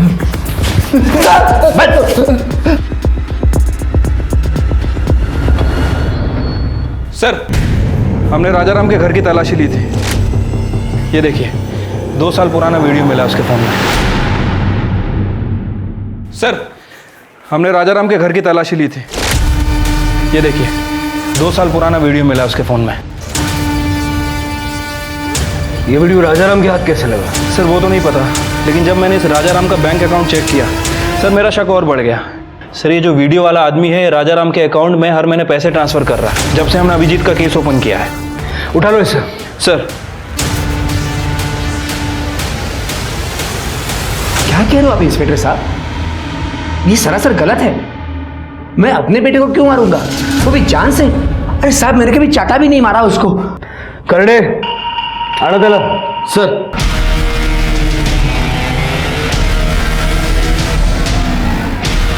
राजाराम, इस राजाराम के अकाउंट में गलती से पैसे चले गए।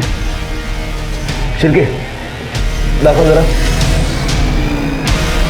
ये देखो, ये वीडियो 2 साल पहले 14 जनवरी को शाम के 5:15 बजे करवे नगर के एक फार्म हाउस की। क्या कर रहे थे वहां? मैं कहीं नहीं गया था। अभिजीत को मारते वक्त तो तुमने अपना फोन स्विच ऑफ रखा था, लेकिन जब उसकी लाश को जलाया भारती नगर में, वहां तुम्हारा फोन स्विच्ड ऑन था।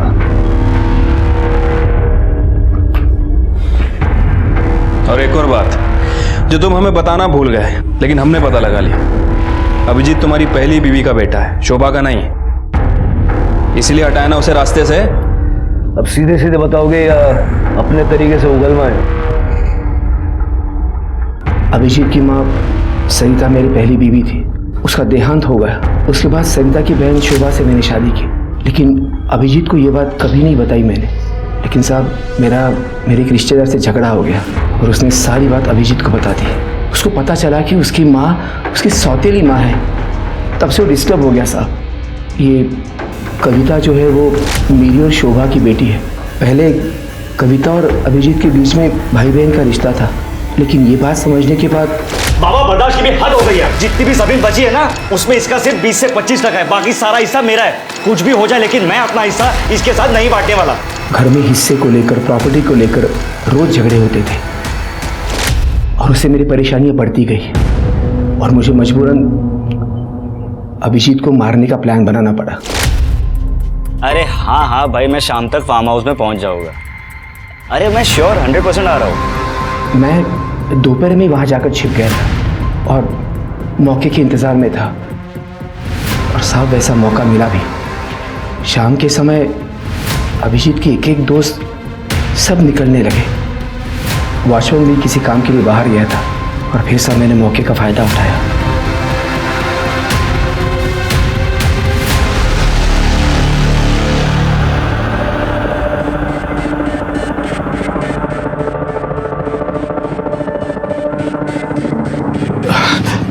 देखो, किसी को कुछ मत बोलना। मैं तुमको ना ये पूरा रख लो, लेकिन किसी को बोलना नहीं है। मैंने अभिजीत की जेब से उसका फ़ोन निकाला और वही पास में छिप गया। वहाँ पर अभिजीत के 2 दोस्त हैं। एक काम करते हैं, इसके बॉडी को ठिकाने लगाते। उन्होंने उसकी लाश को गाड़ी में रखा। मैंने स्कूटी से उन दोनों की गाड़ी का पीछा किया और फिर मुझे तसल्ली हो गई कि मेरा प्रॉब्लम हमेशा के लिए सॉल्व हो गया। रात को मैंने अभिजीत के मोबाइल से खुद को और मोनिका को मैसेजेस किए। पिछले 2 साल से मैं राजाराम को पैसे दे रहा था। जिस बेटे ने अपनी किडनी तुम्हें देके तुम्हारी जान बचाई, तुमने उसी की जान ले ली। बाप कहलाने के लायक नहीं हो तुम। जिस तरह की मौत अभिजीत मरा है ना, उससे भी दर्दनाक मौत तुम्हें मिलनी चाहिए। बेटे अभिजीत के खून के आरोप में चंद्रकांत जाधव को कड़ी सजा मिली। सबूत मिटाने के जुर्म में अतुल और प्रवीण को भी जेल की हवा खानी पड़ी। वहीं अभिजीत की निर्मम हत्या के बाद इस बात पर यकीन करना मुश्किल है कि खून का रिश्ता दुनिया में सबसे मजबूत रिश्ता होता है। इसलिए स्वार्थ, अहंकार और बदले की भावना को परे रखकर ऐसे किसी भी अपराध में शामिल होने से पहले एक बार बाद में होने वाले भयंकर परिणामों के बारे में भी जरूर सोचें। अब मैं सोनाली कुलकर्णी आपसे विदा लेती हूँ। कल फिर मिलेंगे क्राइम पेट्रोल सतर्क जस्टिस रीलोडेड में एक नए केस के साथ। तब तक मास्क पहने, सैनिटाइजर का इस्तेमाल करें, अपना और अपने परिवार का ख्याल रखिए। देखते रहिए क्राइम पेट्रोल सतर्क। जय हिंद। क्राइम पेट्रोल्स के और भी दिलचस्प कहानी देखने के लिए हमारे चैनल को सब्सक्राइब करें और बेल आइकॉन दबाना न भूलें।